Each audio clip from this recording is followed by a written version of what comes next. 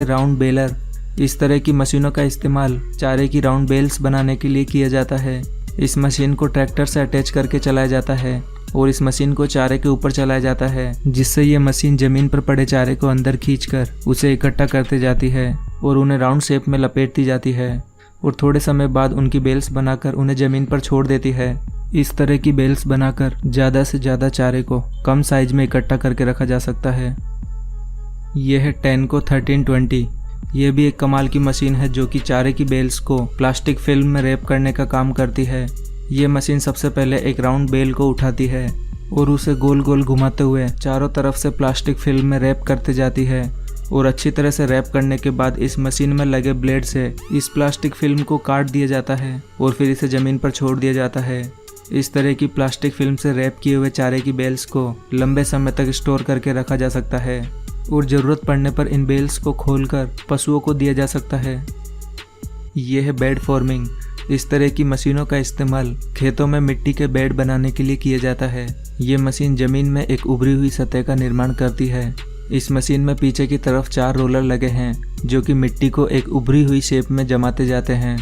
इस तरह से तैयार किए गए इन मिट्टी के बेड के बीच में फसल को बोया जाता है।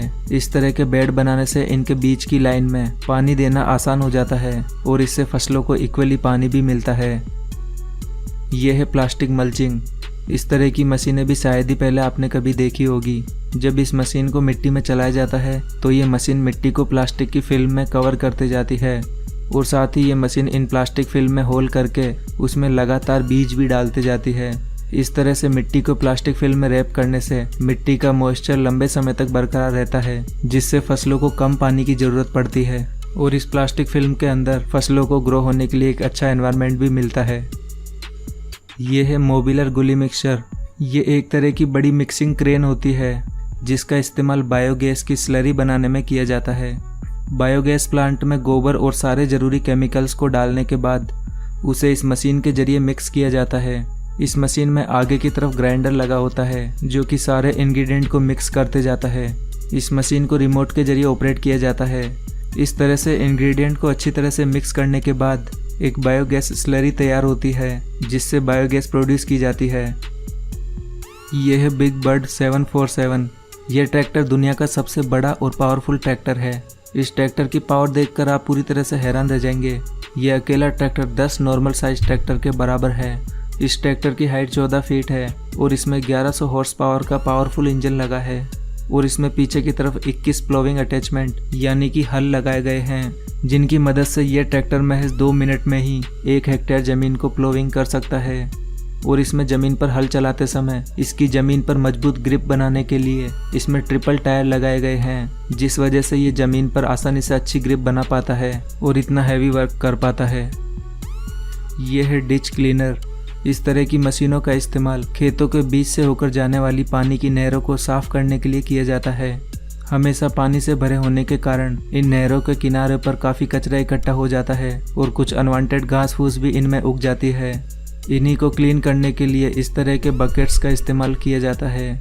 ये बकेट्स जालीदार होते हैं जिससे ये कचरे को पानी से अलग करके उन्हें किनारे पर लगाते जाते हैं और लंबे समय तक इन नहरों की सफाई न होने के कारण इनमें धीरे धीरे मिट्टी भी जमा होती जाती है, जिनसे इसकी गहराई भी कम हो जाती है।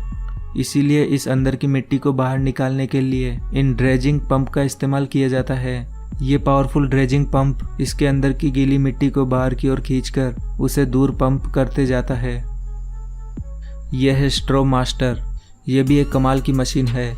इसका इस्तेमाल खेतों में मौजूद अनवांटेड घास फूस या फिर फसल काटने के बाद बचे हुए कचरे को खेत से हटाने के लिए किया जाता है।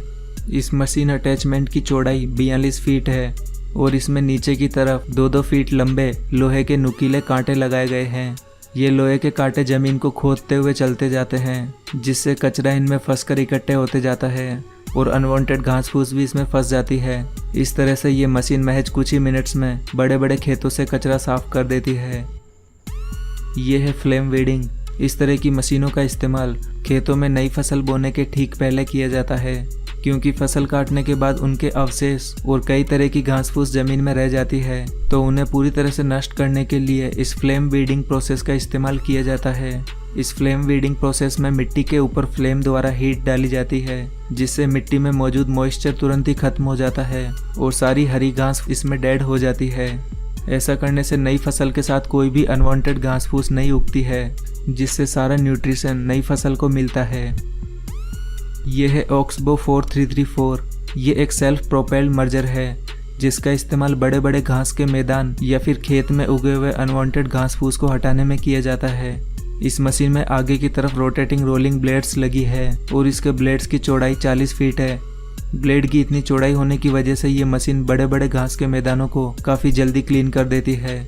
और इस मशीन में ब्लेड को 3 अलग अलग हिस्सों में बनाया गया है, जिससे इसके इस्तेमाल के बाद इसकी ब्लेड को मशीन पर ही होल्ड करके रखा जा सकता है।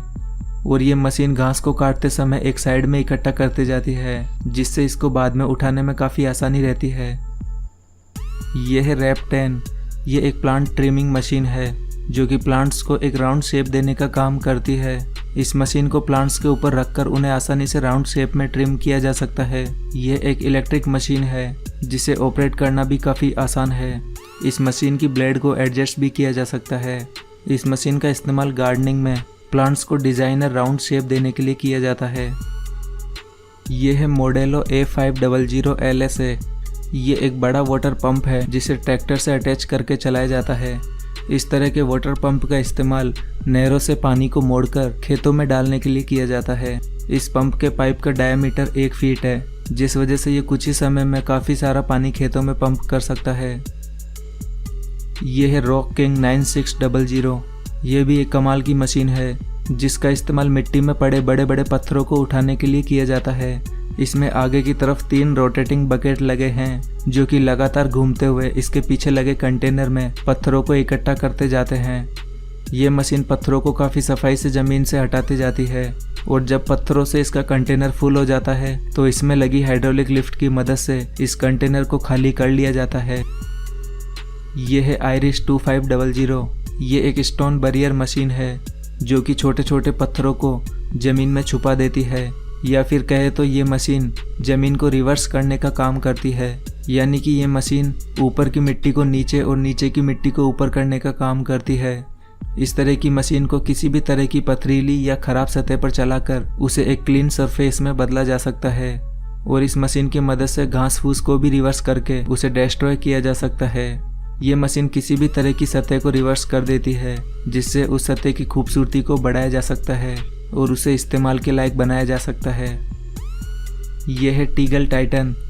इस मशीन का इस्तेमाल खेतों में ड्राई कंपोस्ट को स्प्रेड करने के लिए किया जाता है। इसे इस्तेमाल के लिए सबसे पहले इसके कंटेनर में कंपोस्ट भरा जाता है, और फिर इस मशीन को खेतों में चलाया जाता है, और फिर इस मशीन में पीछे की तरफ लगे स्प्रेडर कंपोस्ट को खेतों में बिखेरते जाते हैं। इस मशीन के इस्तेमाल से खेतों में कंपोस्ट एकदम इक्वल क्वांटिटी में फैलता है, जिससे टाइम और लेबर दोनों की ही बचत होती है।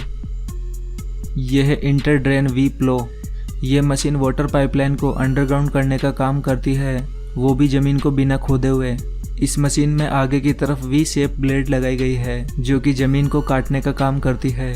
ये मशीन ज़मीन को काटते हुए उसमें हाथों हाथ वाटर पाइप डालती जाती है। इस मशीन के इस्तेमाल से काफ़ी तेज़ी से पाइपलाइन को अंडरग्राउंड किया जा सकता है। इस मशीन का ज़्यादातर इस्तेमाल नहरों से खेतों तक पाइपलाइन डालने में किया जाता है, क्योंकि ये मशीन ज़मीन को बिना खोदे ही ये काम जल्दी से कर देती है। यह है ज़ेरियन सैडल ट्रैक। इस मशीन का इस्तेमाल भी नई फसल बोने से पहले मिट्टी की स्ट्रेंथ को बढ़ाने के लिए किया जाता है। सबसे पहले इस मशीन के टैंक में फर्टिलाइज़र की स्लरी बनाकर इसमें भरा जाता है, और फिर इस मशीन को खेतों में से होकर चलाया जाता है। इसमें पीछे की तरफ एक अटैचमेंट लगा है, जिसमें कई सारे छोटे छोटे पाइप लगे होते हैं, जिनमें से होकर ये लिक्विड स्लरी एक फिक्स अमाउंट में ज़मीन पर गिरती रहती है। इस तरह की मशीनों का इस्तेमाल खेतों में काफ़ी तेज़ी से लिक्विड फर्टिलाइज़र को डालने के लिए किया जाता है। इस तरह की मशीनों के इस्तेमाल से काफ़ी कम समय में बड़े बड़े खेतों में फर्टिलाइज़र को इक्वल क्वांटिटी में डाला जा सकता है। और इस मशीन में लगे ये अटैचमेंट भी फोल्डेबल हैं, जिससे काम होने के बाद ये मशीन अपने ऊपर ही होल्ड करके रख लेती है। दोस्तों, क्या ये सभी एडवांस मशीनें भारत में भी होनी चाहिए? इसके ऊपर अपने विचार हमें कमेंट बॉक्स में ज़रूर बताएं।